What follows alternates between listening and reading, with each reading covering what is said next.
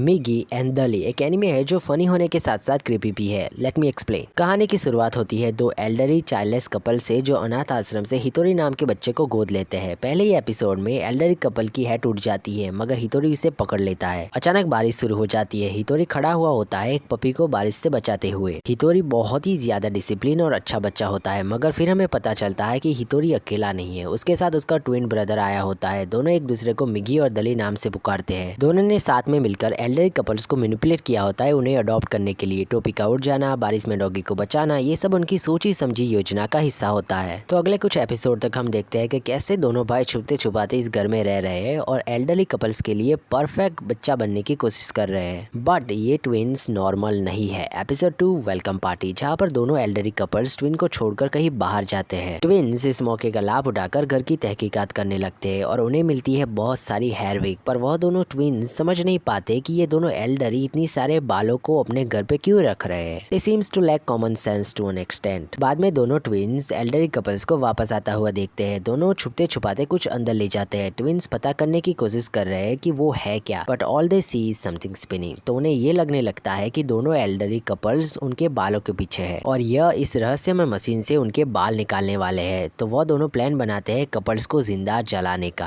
आप सोच रहे होंगे कि ये दोनों ट्विंस इतने अजीब और क्रीपी क्यों है और वो दोनों साथ में मिलकर क्या करने की कोशिश कर रहे हैं। टर्न्स आउट दोनों ट्विंस अपनी माँ के साथ पहाड़ी पर रहते थे। एक दिन उनकी मॉम टाउन में जाती है और दोनों ट्विंस को उसकी लाश मिलती है। दोनों ट्विंस अकेले ही उसकी माँ को टाउन से बाहर लाते हैं, उसको दफनाते हैं और उनको उनकी माँ के हाथ एक स्नो फ्लिक के डिजाइन वाला बटन मिलता है। तो उस दिन से दोनों का एकमात्र लक्ष्य है अपने माता के कातिल का पता लगाना और उससे बदला लेना। और इसी टाउन के अंदर उसकी मॉम का मर्डरर कहीं रहता है। दोनों ट्विंस बचपन में अपनी माँ के साथ किसी रूम में रहते थे और उस रूम की दीवार पे जो वॉलपेपर का डिजाइन था वो दोनों ट्विंस को अब तक याद है। तो उनका प्लान ये होता है कि इस टाउन के हर एक घर के अंदर जाए और उस वॉलपेपर और उस रूम को ढूंढ निकाले और ऐसा करने के लिए उनको टाउन के हर एक बच्चे के साथ दोस्ती करनी पड़ेगी। एपिसोड 4 में दोनों ट्विंस को एक स्मार्ट लड़के से दोस्ती करने के लिए उन्हें भी स्मार्ट बनना पड़ता है। ट्विन में से एक भाई अच्छे मार्क्स ले आता है मगर दूसरा भाई पढ़ाई में बिल्कुल ध्यान नहीं देता। तो अपने भाई को पढ़ाने के लिए एक भाई अपने आप को डिस्गाइज करता है एक लड़की के रूप से और उसका भाई उसके प्यार में पड़ जाता है। मगर वह कहती है कि अगर वो अच्छे मार्क ले आए तो ही वो उससे प्यार करेगी क्योंकि उसे स्मार्ट लड़के पसंद है। और ऐसे करके वो अपने भाई को पढ़ाने लगता है। मैं मिगी एंड दली की मांगा को भी रिकमेंड करूंगा क्योंकि कुछ ऐसे चैप्टर है जिनको एनिमे में अडैप्ट नहीं किया गया है।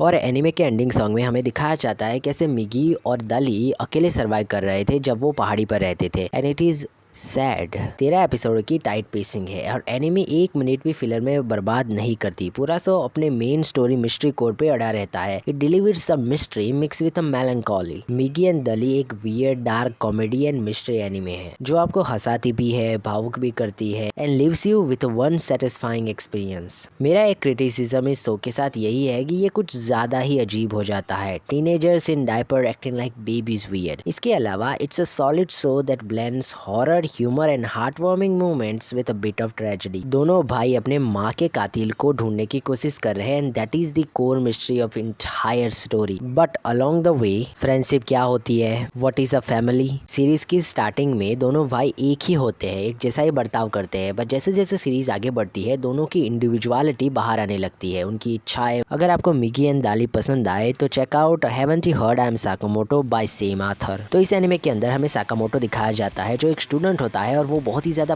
परफेक्ट और कूल होता है। तो कैसे दूसरे विद्यार्थी अलग अलग तरीकों से उसे अनुकूल बनाने की कोशिश कर रहे हैं। अगर वो बाथरूम में बैठा है तो उसके ऊपर पानी डालो, मगर क्या वो तो छाता लेके बैठा है। क्लासरूम में उसकी बेंच हटा दो, पर ओ माय गॉड क्या ये तो एक खिड़की में बहुत ही ज्यादा अच्छी तरह से एक मॉडल की तरह बैठा है। और ये क्या इस एपिसोड में तो ये एक मधुमक्खी के साथ लड़ रहा है। अगर आपको कुछ बहुत ही ज्यादा फनी और अब्सर्ड देखना है तो चेक आउट दिस वन।